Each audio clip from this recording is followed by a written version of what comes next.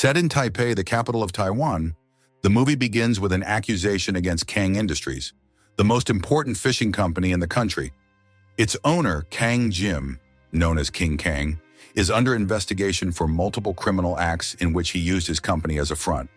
When confronted by the press, Kang presents himself as a good Samaritan, claiming that the real victims of these baseless accusations are not him, but his thousands of employees. Once he is out of camera range, Kang shows his true colors and complains about his lawyers, who cannot cover up his illegal activities. Still upset, he tries to contact his wife, Joy, who is too busy admiring cars in a luxury dealership. Behind that wealthy wife who needs a chauffeur, there is a car enthusiast who prefers the sound of an engine to that of another person.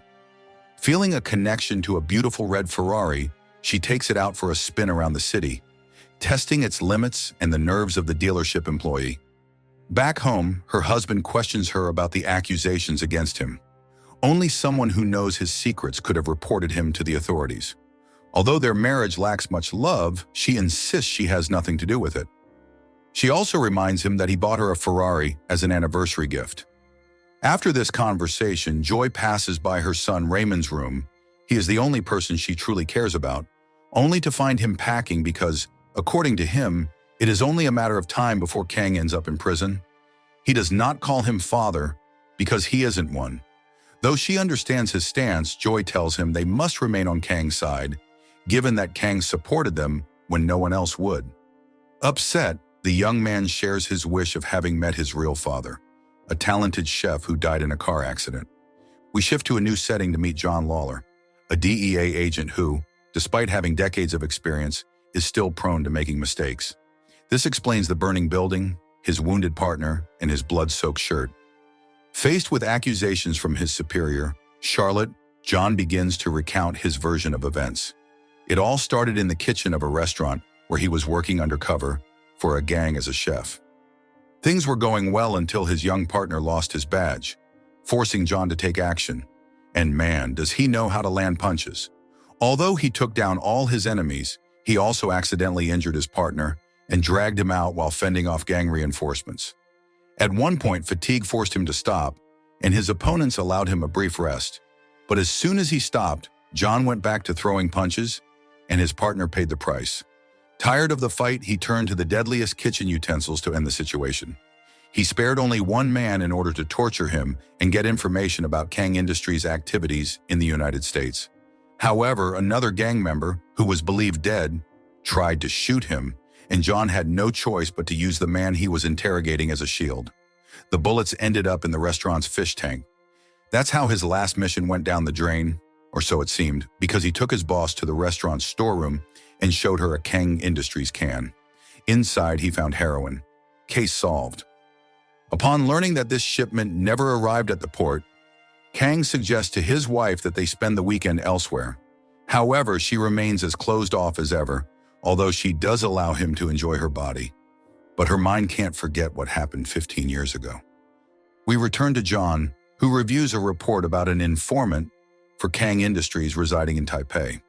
He quickly asks Charlotte for permission to travel there, but she vehemently denies it, not only because it would be nearly impossible to take down Kang alone, but because his last mission in that city was a disaster.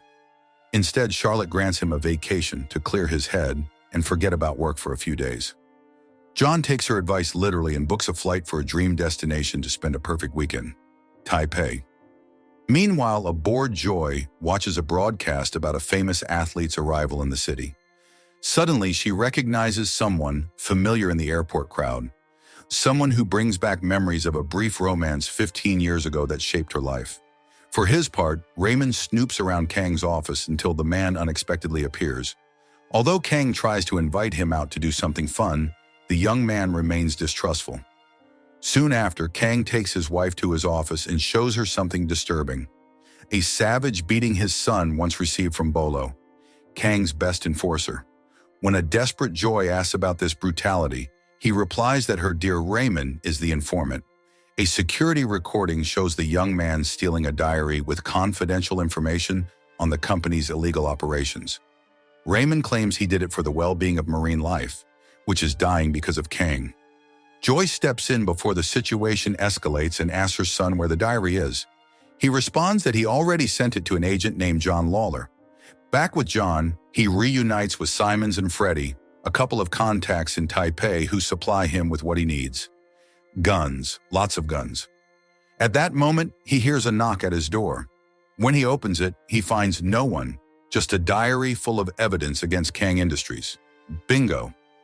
Right then, Kang loses his patience with Raymond and demands to know where he sent the diary. After sending his men to retrieve it, Kang prepares to punish his stepson with a katana, but Joy draws a gun on him. Kang then warns her of the consequences of pulling the trigger, but Raymond knocks him out from behind. About time. Mother and son escape in the new Ferrari. Meanwhile, Bolo and other mobsters arrive at the hotel where John and his colleagues are staying. Once they reach the right door, they get ready to open fire at whoever steps out, but are surprised by an older lady who mistakes them for her entertainment. A slight miscalculation. Moments later, the agents hear someone knocking. John carefully peeks outside, poised for action, and is even more surprised to see a boy alongside a woman he knew very well 15 years ago. Without time for romantic reunions, Joy warns him they are all in danger as long as they have Kang's diary. Sure enough, Bolo's men show up at that very moment. Instantly, John and the others take shelter in the room, and a shootout erupts between both sides.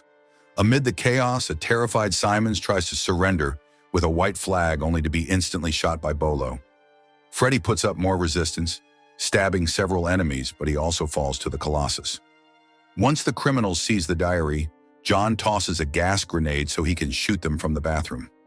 Even then, Bolo shows no intention of retreating, so John directs Joy and Raymond through an air vent into the main hallway. The trio continues fleeing down the stairs, and their pursuers fail to catch them thanks to John blocking their way.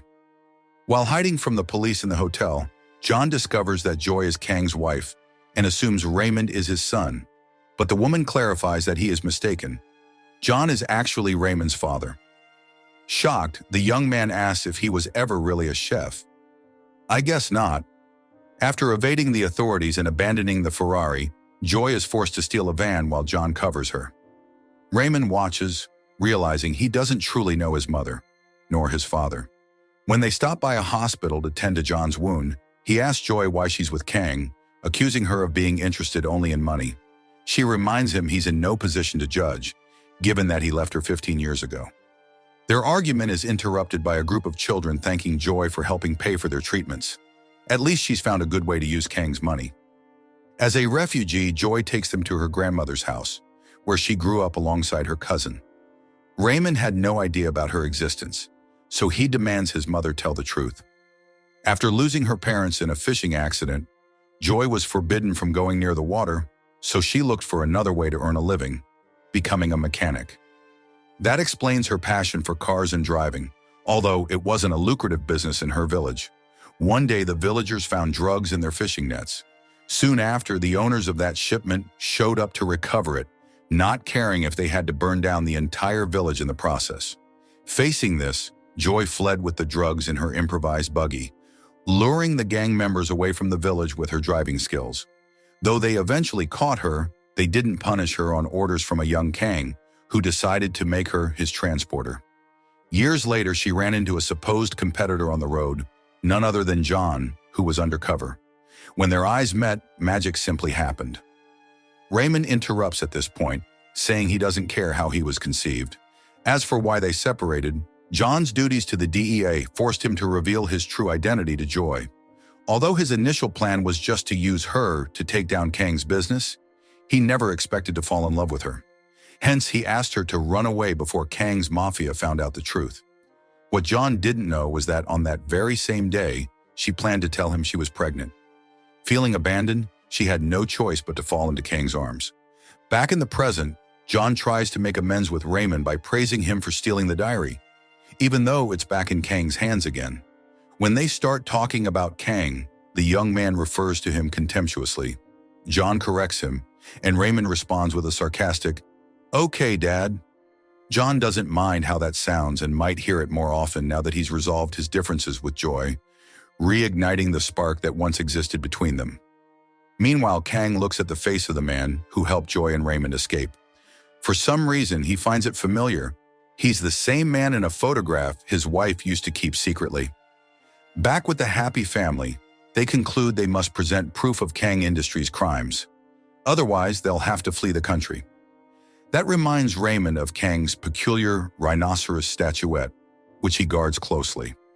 When he mentions it, John realizes it's actually a flash drive.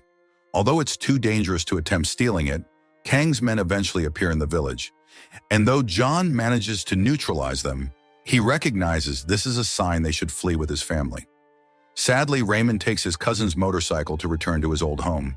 As soon as he grabs the rhinoceros drive, he is intercepted by Kang. When Joy calls her son, all she hears is the voice of the husband she should have divorced long ago. The trafficker then demands John stay away from his family, so John offers himself in exchange for Raymond. Eventually, Kang leaves John threatened by his men and takes Joy away. That's nothing the agent can't handle. After dispatching the thugs, he races through the streets of Taipei to intercept Kang's car in the most epic way possible. However, the trafficker slips away through side streets until he reaches a movie theater. John intercepts him there once again. Though his duty is to arrest him on the spot, John can't ignore Kang's provocations, which make it clear this is personal. With his gun unloaded, the agent faces him hand to hand. John's brute strength and Kang's agility constantly collide as both try to grab either the magazine or the gun. Finally, John secures both and points the weapon at his enemy. Amused, Kang claims John can't kill him because Joy needs him, to which the agent replies she doesn't need anyone. With that, Kang is arrested, just like John, although the latter is released thanks to Charlotte, furious at his insubordination. She warns him to keep a low profile for a while, which suits him just fine since he can make up for lost time with his family. And what better way to do that than with a new baby? If you want interesting movie recaps, like, share, and subscribe to follow us for more movie recaps.